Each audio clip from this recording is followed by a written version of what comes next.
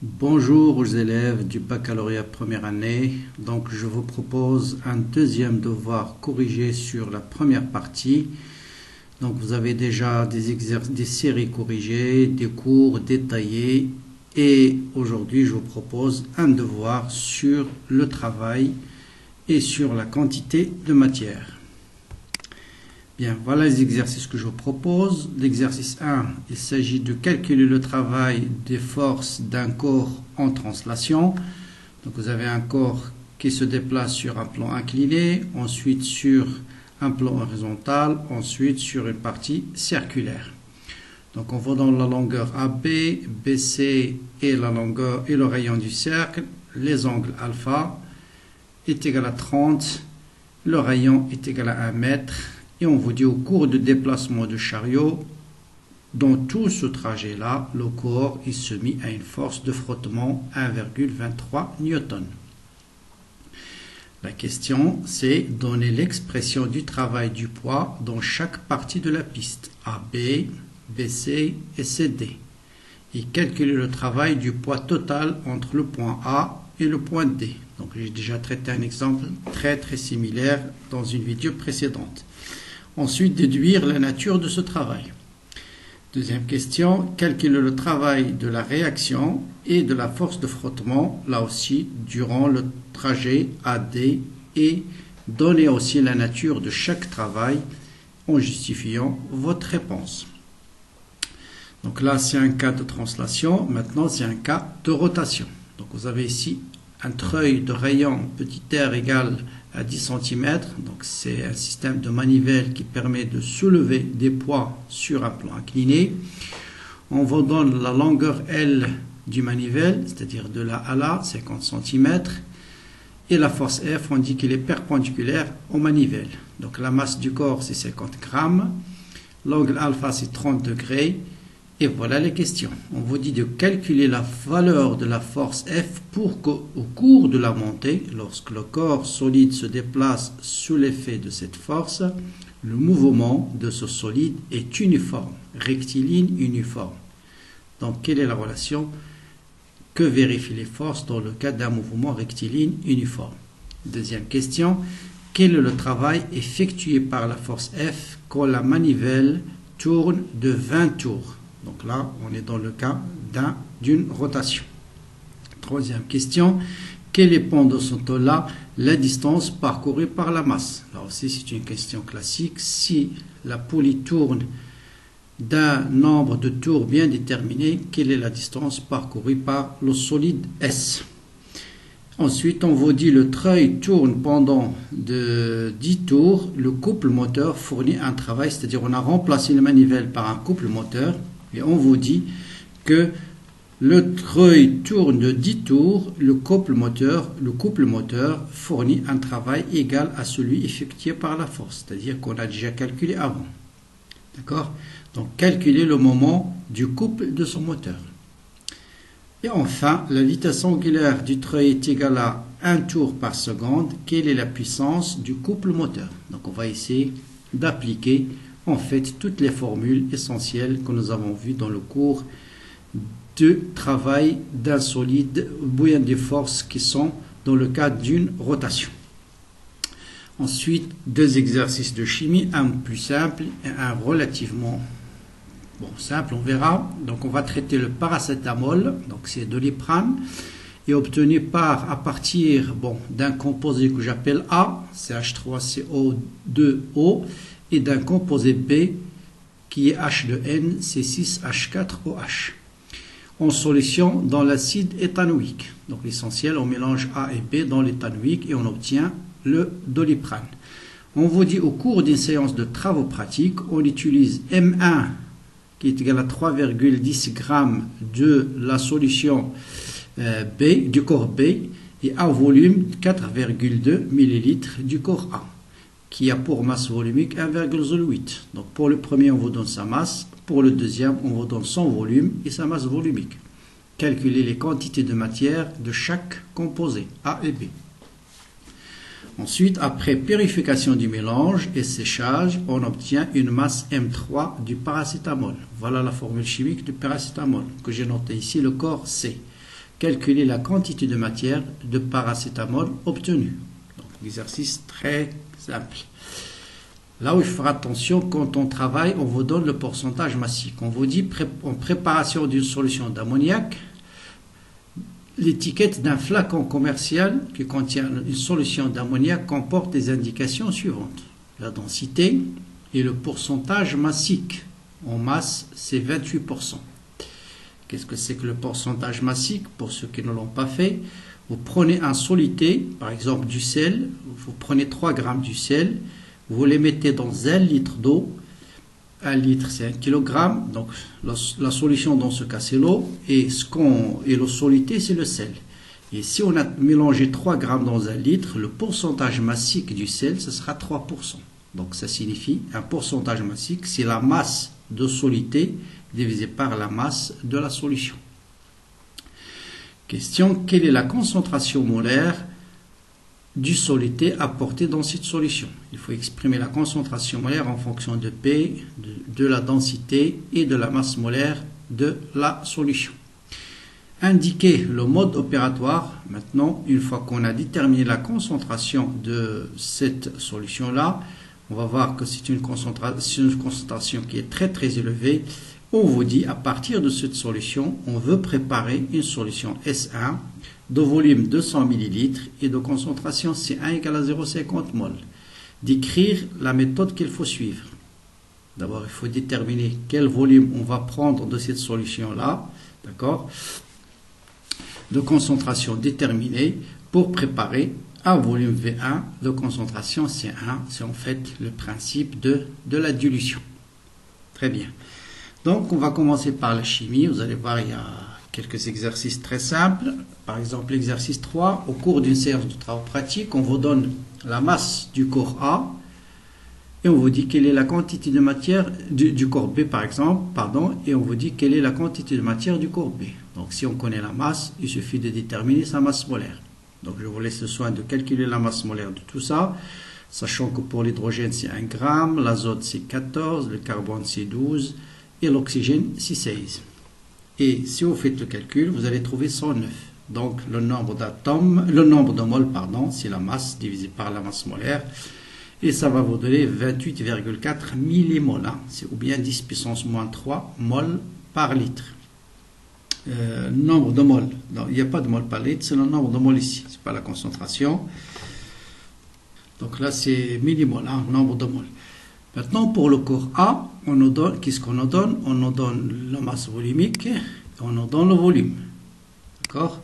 Donc, là, je ne vais pas utiliser, j'utilise toujours M sur M, mais je dois exprimer M en fonction ρ et de volume. Bien sûr, ρ c'est M sur V, donc la masse c'est ρ fois V, et donc ça vous donne 40,5 millimoles.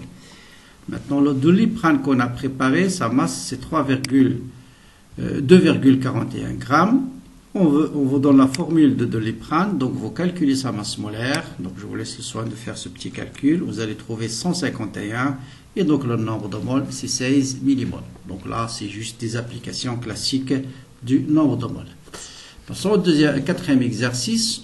On vous dit on veut préparer une solution. On vous dit un flacon commercial qui contient une solution d'ammoniac comporte des indications suivantes. Voilà la densité et voilà le pourcentage massique.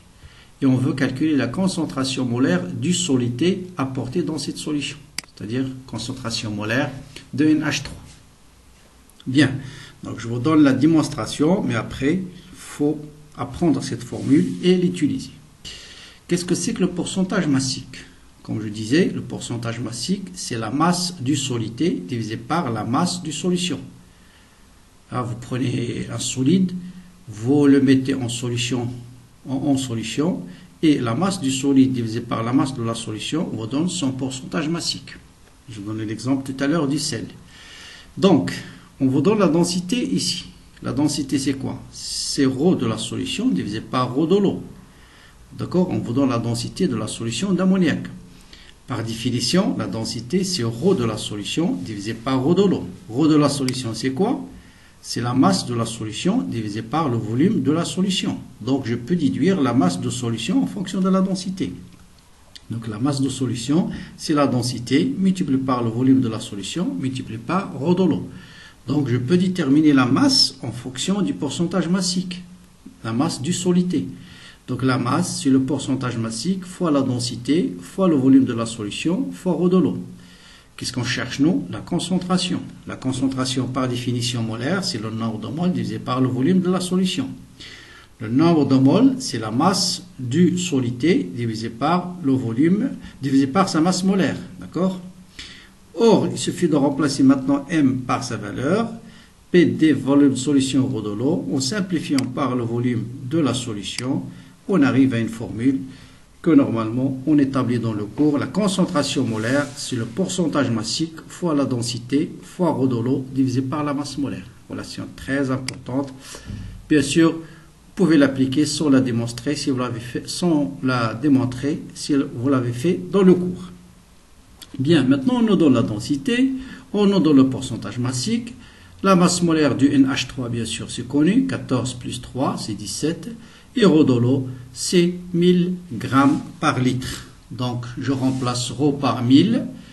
P, c'est un pourcentage. Et D est donné. Je fais l'application numérique. Donc, le pourcentage, c'est 28%. La densité, c'est 0,9. La masse molaire, c'est 17. Et ça vous donne 14,82 moles par litre. Maintenant, on vous dit quel est le mode opératoire pour préparer à partir de cette solution commerciale une solution S1. Vous voyez bien cette concentration, elle est très très grande, hein, c'est très concentré. On veut préparer une solution moins concentrée, de volume de 100 ml. Quel est le mode opératoire? Qu'est-ce qu'on appelle cette opération? Passer d'une solution concentrée à une solution moins concentrée, c'est ce qu'on appelle la dilution. Et la relation qui couvre la dilution, c'est C0 fois V0 est égal à C1 fois V1. Donc c'est la solution de départ, c'est la solution diluée. D'accord? Et donc je peux déduire V0, c'est C1 V1 divisé par C0. Et je peux déterminer donc le calcul nous donne 0,5 fois 0,2 qui est le volume de 100 ml, je le transforme en litres, divisé par 14,82 moles par litre et ça me donne 6,7 ml. Donc, comment préparer à partir de cette solution une solution de volume de 100 ml et de concentration C1? Voilà le mode opératoire. Voilà la concentration initiale qui est concentrée. Je veux préparer une solution qui est de concentration C1 et de volume V1. Donc, je prends donc ce bécher là, d'accord, je mets 6,7 ml. D'accord, de 200, donc ici de 200 ml. Donc je prends ici une provette de 200 ml, d'accord, 200 ml. Je prends un volume 6,7 de la solution concentrée et je complète avec de l'eau jusqu'à 200 ml.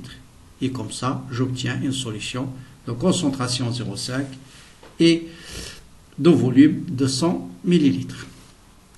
Bien, passons à la physique. Donc là, il s'agit d'étudier le travail du poids sur ce trajet-là. Donc le travail, bien sûr, sur AB, le corps est en descente. Donc si un objet est en descente, vous savez bien sûr que le travail du poids, c'est plus mg fois h. H, c'est la différence entre z du point de départ et z du point d'arrivée. Donc bien sûr, il ne dépend pas du chemin suivi. Ici, on ne vous donne pas la valeur de h, mais on vous donne L, la distance AB et la distance alpha. Donc là, c'est une question classique. H, c'est AB sinus alpha. Faites l'application numérique, faites très attention aux unités internationales. Là, vous n'avez pas besoin de calculatrice. Sinus 30, c'est 1,5. La distance AB, elle est donnée en mètres, c'est 2. La masse, c'est 1 kg. G égale à 10. Et ça vous donne 10 joules. Bon, sur BC, bien sûr, le poids, il est perpendiculaire au déplacement. Donc, à chaque instant, le poids est perpendiculaire à BC. Donc, le produit scalaire est nul. Donc, le travail, il est nul. Bon, sur CD, bien sûr, là, le corps va effectuer une montée. Donc, le travail, c'est moins mg fois h'. Ou bien mg fois z initial moins z final. Donc, c'est la même chose. Z initial moins z final, c'est moins h. Ou bien moins mg fois la hauteur entre le point d'arrivée et le point de départ. Bon, pour calculer H, je prends ce schéma que j'ai déjà montré dans une vidéo précédente. Vous voyez bien que H, toute cette distance-là, c'est R. Cette distance-là, c'est R cosinus θ. Donc, H, c'est quoi? C'est R moins cette distance-là, qui est R cosinus θ. Donc, voilà. Et donc, c'est moins mg, R, facteur de 1 moins cosinus alpha ici. Donc, à la place de θ, ici, on a l'angle alpha. On fait l'application numérique. G, c'est 10, M, c'est 1, le rayon, c'est 1, donc c'est moins 10. Facteur de 1 moins cosinus 30, c'est racine de 3 sur 2. Et ça vous donne moins 1,34 joules. Maintenant, le travail sur tout le trajet, il suffit de faire la somme et on trouve un travail qui est positif. Qui dit un travail positif, ça veut dire le travail, il est moteur. Donc la raison, c'est parce que c'est un travail qui est positif. Bien, maintenant, pour le travail de la force de frottement, je montre ici le travail de la force de frottement, il est toujours opposé au mouvement. Donc, le travail suivant AB, c'est moins F fois la distance AB. Donc, c'est F scalaire AB. AB, il est entre la force F et le vecteur AB, vous avez un angle pi. La même chose ici, voilà le vecteur BC. Voilà le vecteur AB. Donc, vous avez un angle pi à chaque fois. Donc, c'est moins F et CD. Là, c'est F fois l'arc CD. Hein. Ce n'est pas une distance, c'est un arc. Donc, je le mets avec un chapeau. C'est la longueur de l'arc. D'accord? Et c'est quoi la longueur de l'arc? En fonction de l'angle et de alpha. C'est ce qu'on appelle l'abscisse curviligne. Donc, la longueur de l'arc d'un cercle sur le rayon fois l'angle décrit par cet arc-là. Donc, vous avez CD est égal à R fois alpha. Donc, on connaît tout. On peut calculer le travail. Vous connaissez la distance AB, BC. Vous connaissez la force de frottement. On connaît le rayon. On connaît l'angle. Et vous allez trouver moins 6,79 joules. Donc là, c'est un travail qui est négatif. Donc, c'est un travail résistant. Pour la réaction, bien sûr, partout il est perpendiculaire au déplacement. Donc, son travail, une force qui est perpendiculaire au déplacement, ne travaille pas. Son travail, il est nul. On passe au cas de rotation. Pour la rotation, écrivez tout de suite les trois formules avant de commencer l'exercice. Donc, le travail d'une force qui fait un mouvement de rotation, c'est le moment de la force multiplié par la variation de l'angle. La puissance, c'est le travail divisé par le temps. Et ou bien, vous avez une autre formule, la puissance, c'est le moment de la force, soit oméga. Bon, celle-là, on le déduit à partir de celle-là. Il suffit de remplacer ici le travail par le moment fois delta θ. Et delta θ sur delta t, c'est oméga. Donc, voilà les relations de base. Bien. Donc, un treuil, bien sûr, je rappelle, c'est un dispositif mécanique qui permet de commander l'enroulement et le déroulement d'un câble. Donc, vous pouvez étendre, rouler et dérouler un câble, ou donc soulever ou bien faire descendre un objet, par exemple, sur un plan incliné. Première question, on vous dit calculer la valeur de la force pour qu'au cours de la montée, le centre de la charge soit en mouvement rectiligne uniforme. Qu'est-ce que ça veut dire un mouvement uniforme? Un mouvement uniforme, ça veut dire tout simplement que la somme des forces, des moments, parce qu'on est en rotation, faire attention, la somme des moments des forces est nulle. Quelles sont les forces qui s'exercent sur la treuil? Sur le treuil, donc il y a la tension du fil, il y a la force F. Et la condition d'équilibre, c'est la somme des moments est égale à 0. Dans le cas d'une translation, c'est la somme des forces égale à 0. Dans le cas de rotation, c'est la somme des moments qui est nulle. Bien. Quel est le moment où on va choisir un sens arbitraire pour les moments? Donc, cette force-là est dans le sens inverse. Donc, le moment de la force, bien sûr, c'est la force fois la distance L. Ah, d'accord? Parce que cette distance est perpendiculaire. C'est F fois L. Le moment de la tension, c'était, donc là aussi c'est perpendiculaire, donc c'était fois la distance. Bien sûr, le moment par rapport au centre, ici. D'accord? Donc, la somme des moments, ça me donne moins F fois L plus T fois R égale à 0. Ça veut dire F est égal, donc je peux déterminer F. Mais pour connaître F, pour connaître F, on a encore un inconnu qui est T.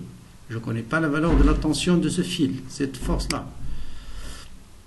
Donc, pour déterminer T, qu'est-ce qu'il faut faire? Il faut étudier le mouvement de ce solide-là, qui est en translation uniforme aussi. Donc là, il est en translation et non pas en rotation. Donc, qui dit translation uniforme, dit la somme des forces égale à 0 cette fois-ci. Quelles sont les forces appliquées? Il y a la tension T' qui est égale à T. Il y a le poids, il y a la réaction. Donc, pour déterminer T', je projette sur cet axe-là, l'axe des X, au X. Je projette cette force, cette relation-là. Donc, la projection de T', c'est moins T. La projection de P, c'est cette quantité-là. Vous avez ici l'angle alpha. Vous retrouvez votre angle alpha ici. Et donc, ça, c'est P sinus alpha, avec un signe plus.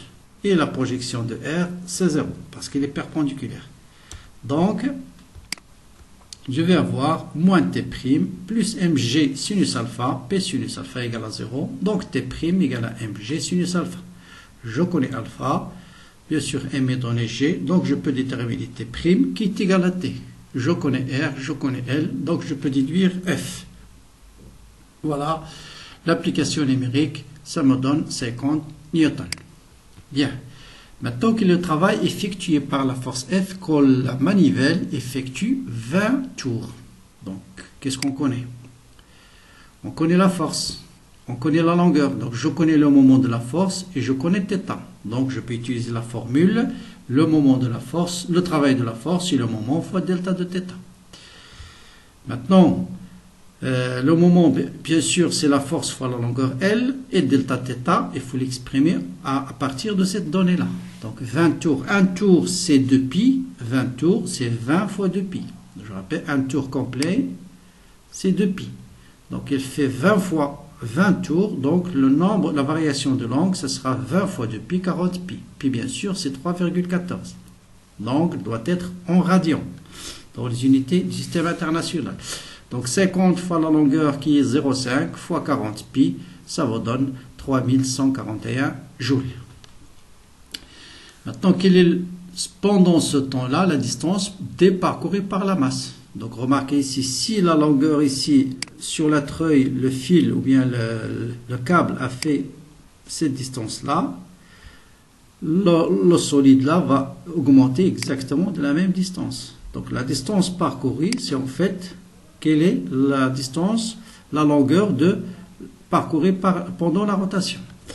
Or, donc cette distance S, c'est ce qu'on appelle R fois θ. Donc si l'angle varie de delta de θ, par exemple ici, cet angle va varier de delta de θ, vous avez ici le rayon. Cette longueur, c'est quoi? C'est le rayon fois delta de θ. Et cette longueur, c'est exactement la même avec laquelle il s'est déplacé le corps solide. Donc, la distance, c'est R fois delta de θ. Donc, delta de θ, c'est 20 tours, c'est-à-dire 40π. Le rayon, c'est 0,1 mètre. Donc, vous faites l'application numérique, ça vous donne 12,56 mètres.